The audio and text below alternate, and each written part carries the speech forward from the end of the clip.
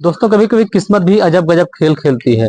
एक व्यक्ति की पत्नी अचानक ही बीमार हो जाती है और जब उसे हॉस्पिटल ले जाया जाता है तो वहां डॉक्टरों के द्वारा यह बताया जाता है कि यह जो कैंसर की वजह से पीड़ित है, इसको जो है कैंसर हो गया है।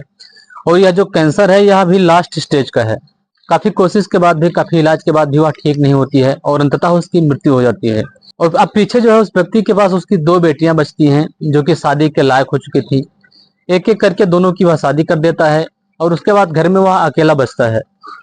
अब अचानक ही एक दिन उसके पेट में दर्द होता है और वह बीमार पड़ जाता है। उसके घर में कोई उसकी जो है देख रेख करने वाला नहीं था। और उसी पड़ोसी जो होते हैं उसको ले जाकर जब हॉस्पिटल दिखाते हैं डॉक्टर को, तो डॉक्टर बताते हैं कि इसके पेट में कुछ अजीब सी बीमारी है और वह बीमारी भी जब इसकी कोई शादी करवा दोगे अगर, धीरे धीरे अपने आप ठीक हो जाएगी। अब इस व्यक्ति को जो उम्र है लगभग 56 वर्ष, और शादी कौन करे, किससे करे। काफी कोशिश के बाद उसका ही कोई रिश्तेदार जो होता है एक रिश्ता लेकर आता है।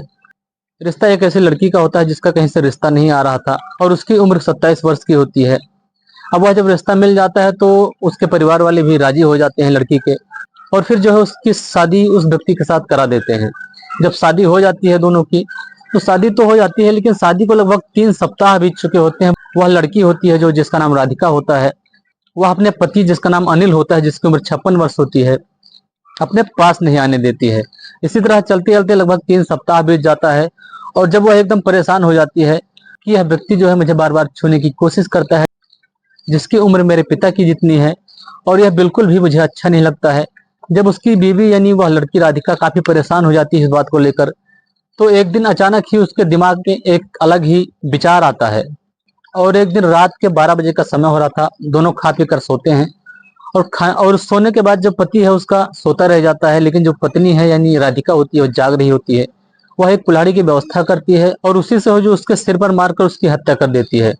हत्या करने के बाद वो अपने चचेरे भाई को फोन करती है और बताती है कि उससे एक बहुत बड़ी गलती हो गई है, और वह अपनी सारी दास्तान सुनाती है कि कैसे कैसे क्या हुआ। और फिर जो उसका चचेरा भाई होता है अपनी बहन के ससुराल का जो नजदीकी पुलिस थाना होता है वहां पर फोन लगाता है और कहता है कि साहब, यहाँ पर बताए हुए मेरे इस पते पर आप जल्दी से जल्दी पहुंचिए। पुलिस भी तुरंत ही एक्शन में आती है और वहां पर जाकर पहुंचती है तो देखती है कि उस घर में एक बेड पर जो है एक लाश पड़ी हुई है और नीचे एक कुल्हाड़ी पड़ी है, और साथ ही एक नई नवेली दुल्हन जो कि साथ में ही जमीन पर बैठी हुई है। पुलिस भी इस नज़ारे को देखकर दंग रह जाती है और वह तुरंत उस लड़की को साथ में उस लाश को जो है अपने अंडर में लेती है, लाश को पोस्टमार्टम को भेज देती है। लड़की को थाने ले जाकर उससे पूछताछ होती है। जो लड़की होती है अपनी सारी कहानी बयां करती है, बताती है कि मेरी मर्जी के खिलाफ जो है मेरी शादी हुई थी और मुझे बिल्कुल भी नहीं अच्छा लगता था, अपनी सारी बात मतलब बताती है। फिर जो है पुलिस इस खबर को सोशल मीडिया के द्वारा, अखबार के द्वारा आगे जो है फैला देती है।